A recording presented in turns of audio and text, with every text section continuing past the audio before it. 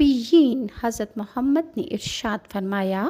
حسین مجھ سے ہے اور میں حسین سے ہوں، بس جو حسین سے محبت رکھے گا اللہ تعالیٰ اس سے محبت کرے گا، اور جو اس سے دشمنی کرے گا تو اللہ تعالیٰ بھی اس سے دشمنی کرے گا۔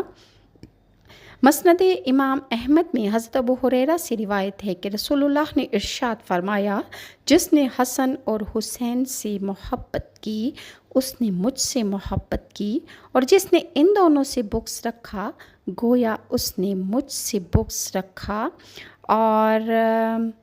حضرت ابو ہریرہ سے روایت ہے کہ رسول اللہ صلی اللہ علیہ وآلہ وسلم مسجد میں تشریف فرما تھے کہ حضرت امام حسین تشریف لائے اور آپ نے انہیں اپنی آغوش میں لے لیا۔ حضرت امام حسین نے آپ کی داڑھی مبارک سے کھیلنا شروع کر دیا اور رسول اللہ نے اپنا منہ مبارک کھول کر ان کے منہ کو اپنے منہ میں ڈال دیا۔ پھر آپ نے دعا فرمائی کہ اے اللہ میں اسے محبوب رکھتا ہوں، تو بھی اسے اپنا محبوب بنا لے، اور جو اس سے محبت کرے گا میں بھی اس سے محبت کروں گا۔ اور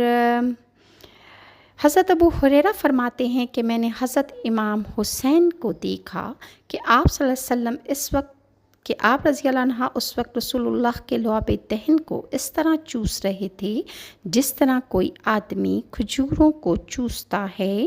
اور ترمذی شریف میں حضرت اسامہ بن زید سے روایت ہے کہ میں رسول اللہ صلی اللہ علیہ وسلم کی بارگاہ میں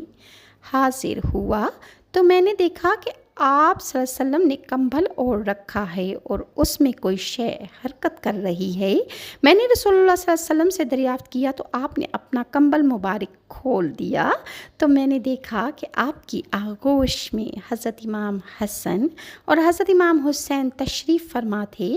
آپ نے فرمایا کہ یہ دونوں میرے بیٹے ہیں اور میں اللہ سے ان کے لیے دعا کرتا ہوں کہ مجھے ان سے محبت ہے، تو بھی ان سے محبت فرما۔ اور روایات میں آتا ہے کہ حضرت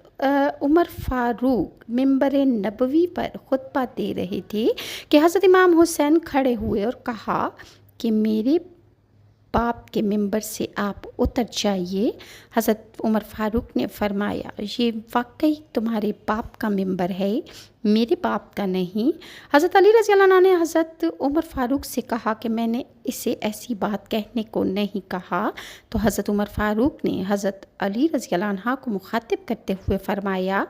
نہیں علی، اس نے درست کہا ہے، یہ ممبر اسی کے باپ کا ہے۔ حضرت علی رضی اللہ عنہ سے روایت ہے کہ ایک مرتبہ میں گھر میں داخل ہوا تو میں نے دیکھا کہ رسول اللہ صلی اللہ